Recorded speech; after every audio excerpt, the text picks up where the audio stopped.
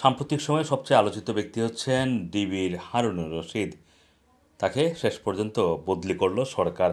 মূলত ঢাকা মহানগর গোয়েন্দা পুলিশের ডিবি মানে অতিরিক্ত কমিশনার মোহাম্মদ হারুনুর রশিদকে বদলি করা হয়েছে এবং আজকেই 31 জুলাই এ ব্যাপারে প্রজ্ঞাপন জারি করা হয়েছে। এতে জানানো হয় যে ডিবির অতিরিক্ত কমিশনার হারুনুর রশিদকে বদলি করা হয়েছে। তিনি ডিএমপির অতিরিক্ত কমিশনার ক্রাইম হিসেবে নিয়োগ পেয়েছেন। একই প্রজ্ঞাপনে ডিএমপির অতিরিক্ত পুলিশ কমিশনার ডক্টর খ মহিদুদ্দিনকে ক্রাইম অ্যান্ড অপারেশনস থেকে ডিএমপির লজিস্টিক্স ফাইন্যান্স অ্যান্ড প্রকিউরমেন্টে এবং অতিরিক্ত পুলিশ কমিশনার মোহাম্মদ আশরাফুজ্জামানকে লজিস্টিক্স ফাইন্যান্স অ্যান্ড প্রকিউরমেন্ট থেকে ডিবিতে বদলি করা হয়েছে। মানে এখন থেকে হারুনুর রশিদের জায়গায় ডিবির অতিরিক্ত কমিশনার হিসাবে দায়িত্ব পালন করবেন আশরাফুজ্জামান। তিনি মূলত এখন থেকে আমরা তাকেই দেখব যে ডিবির বিষয়ে কথাবার্তা বলতে। সাম্প্রতিক সময়ে ডিবি এবং হারুনুর রশিদ আলোচনার মধ্যে বা সমালোচনার মধ্যে চলে আসেন।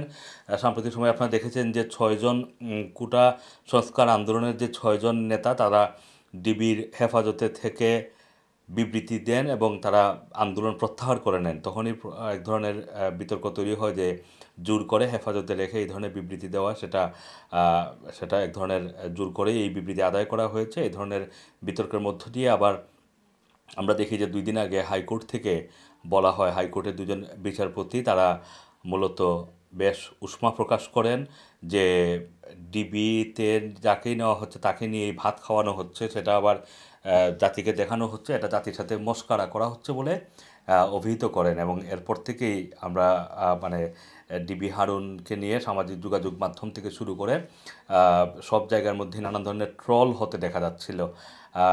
এবং যে এরই মধ্য দিয়ে এই নতুন ঘোষণাটি আসলো।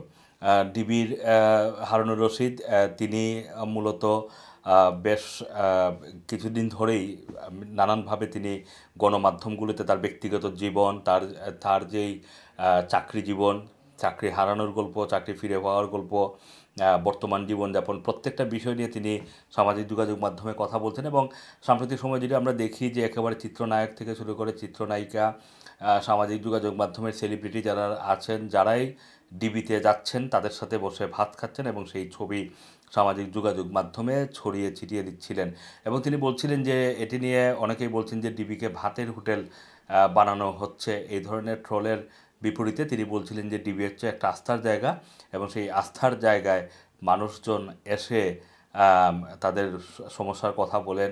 মানুষ তাদের নিরাপত্তা নিয়ে শঙ্কিত থাকলে সেটা নিরাপত্তার জন্য ডিবিতে আসেন এবং ডিবি মানুষের আস্থার জায়গায় পরিণত হয়েছে বলেই ডিবিতে এসে অনেকে এখন স্বচ্ছন্দে ভাত খেতে পারেন, নানান ধরনের আপ্যায়নের ভিতর দিয়ে যান।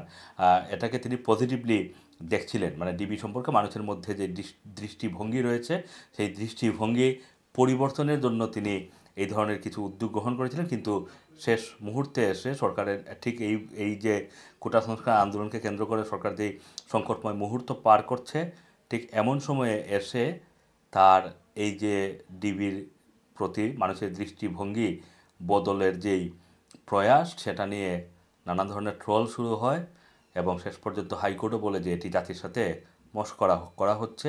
নানান ফোরাম থেকে এরপরে সমালোচনার ঝড় বইতে থাকে। ঠিক এরই মধ্য দিয়ে সরকার নতুনভাবে এই বদলির প্রজ্ঞাপন জারি করলো।